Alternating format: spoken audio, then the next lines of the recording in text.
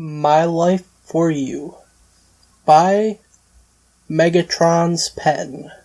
There is only one hope, and yet there is nothing to wish for, nor is there nothing to live for, but one reason.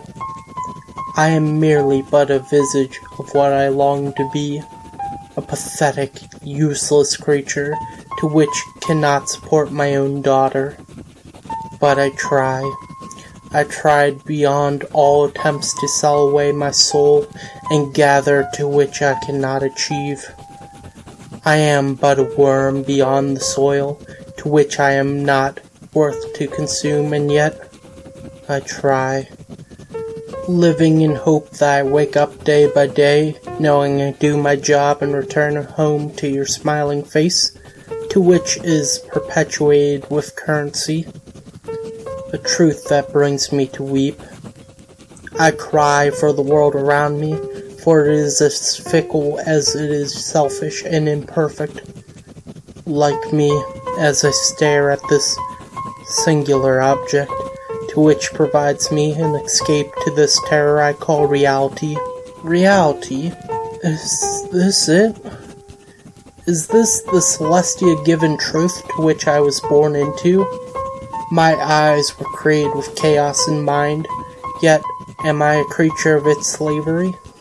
Day by day, I look at the mirror to which I long to destroy with each and every visceral emotion that consumes me in its turn of truth. That is my truth. That is me. These hooves create to survive and deliver, yet I submit to a dire wolf that gnaws at my neck, seeking blood. Does it taste good? Does it taste like victory? What does that even taste like? Why do I have to suffer with this pain in my chest every single day while others around me smile with faces that I long to achieve? Because they have what they want. They took their dream and clenched it within their teeth, and tore it from the phantasms of their hope and took it for themselves, while I was simply content with the simple solution, an ode to the ironic where my ambition flowered beyond my capacity, and yet I struggle to force myself into its grip. Bubbles. They float amongst the wind without a care before they are popped. They are pure and innocent, and without regret. I am full of regrets. The space within the bubbles of my cutie mark is a pit of ooze that is thick with the truth. I am useless. I am nothing. I survive while clinging to the edge as they laugh at me from upon high, their castles and their manners. I work hard every day to bring food to the table, and day by day, I starve myself so that my family can eat without abandon. I don't know why I write this. I just don't want to care about what others think when they discover this eulogy. But this is fact.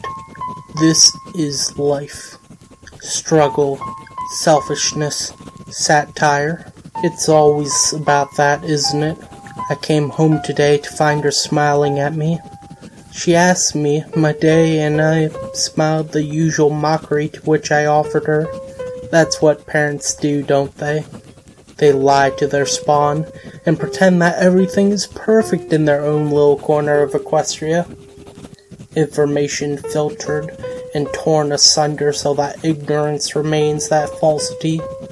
Bliss. I've stared at myself for so long, and I have lost sight as to what I was. I've lost what it's meant to be me. I never wanted this.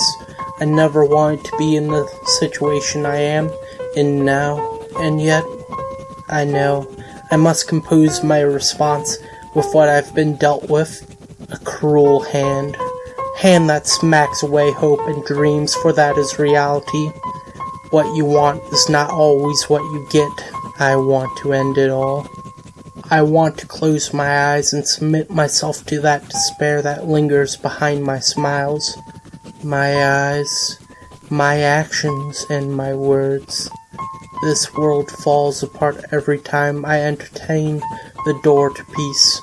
It invites me with promises of silence, death, and yet I cannot. It would be foolish of me. No, not foolish. It would be a dishonor to the only thing I have ever created which meant anything to me. Why am I writing this? Probably trying to stop myself when I know it's already too late. I'm a dead mare. I'm dead. Died long ago. Ditsy wiped her hoof across her wet muzzle as she closed the journal, forcing a smile from her lips as she stepped back from the desk. Sighing, she turned away from her writings and regarded the tiny figure curled up within the sheets of her bed, carefully walking to it as her smile dimmed with each hoof step. Her wall-eyed gaze softened as tears welled up within its amber gaze. "I'm not alone," she whispered softly to herself. "I have someone who depends on me." Upon reaching the bedside, she craned her neck and bit at the covers that partially covered her daughter, and lifted the sheets so that they were sufficiently covering the diminutive figure on this cold winter night. Even if it's a lonely place, Ditsy felt her bottom lip tremble, even as her smile widened. "I know, even if I live in a place of darkness, you will always be the reason I live." Quickly, she pressed a hoof to her own lips as she watched the tiny figure stir. Maybe she had spoken too loudly. Turning on the spot several times, she stamped her hooves upon the sticky carpet and settled down to rest herself upon the ground, her four hooves crossing over each other to produce a pillow to which she rested her head upon. Blinking, she felt herself yawn. Another day, another tomorrow," Ditsy whispered. "Another day with you is everything I live for." Her lips curled into a sweet smile as she closed her eyes, her mind racing back to the time she had given birth, the expression of her newborn. Ditsy's life mattered no longer from that point on.